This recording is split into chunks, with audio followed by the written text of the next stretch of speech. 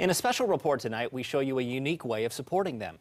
K2's Megan Cockstein went out on the Nestucca River, riding along as veterans opened up about healing on the water.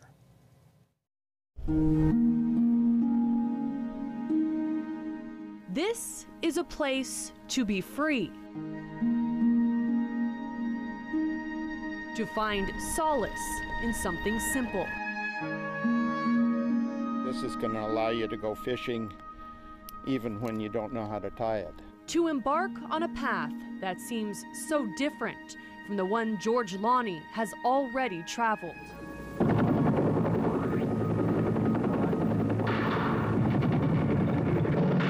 I'm a Marine. I put 2 years in Vietnam, 1965, 66, 68, and 69.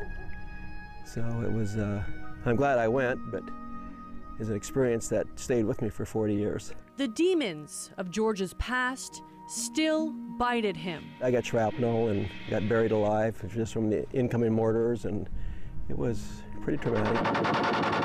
Even now, as his hands swap dangerous for delicate. I just remember sometimes, I'm sorry. Chaos for calm. I think about Vietnam and I think about what we left behind and what we have that these guys were given to us, so that's emotional. What George has learned here, drifting on the water with the help of his guide, a fellow veteran, Let her sink a little and then strip it back in. helps him with his PTSD. I've mellowed out a little bit. I don't have so much anger.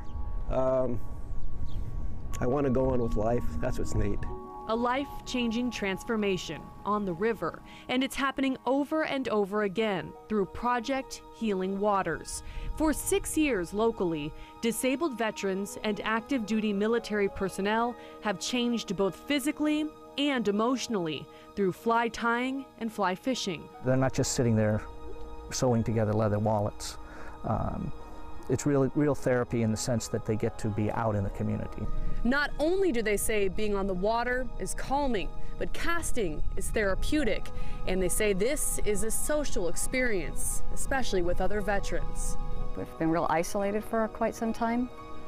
So, you know, to be able to be in a social experience with people that you don't have to explain anything to is kind of like baby steps toward getting back out of my house again.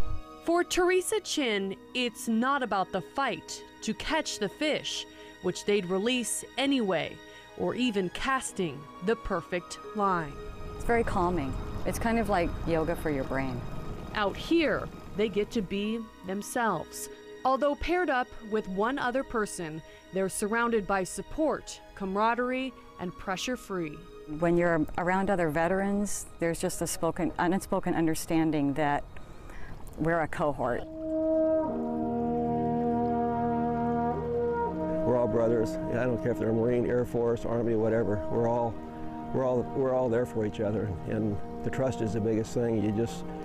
And this group isn't about war stories, it's about making you feel good. While Project Healing Waters might not take away all of the pain, they say it is making a big difference. They walk away at the end of the day looking like they swallowed a coat hanger because they've got those huge smiles on their face. That means so much to me that I don't know how else to say it, but that it fills my life.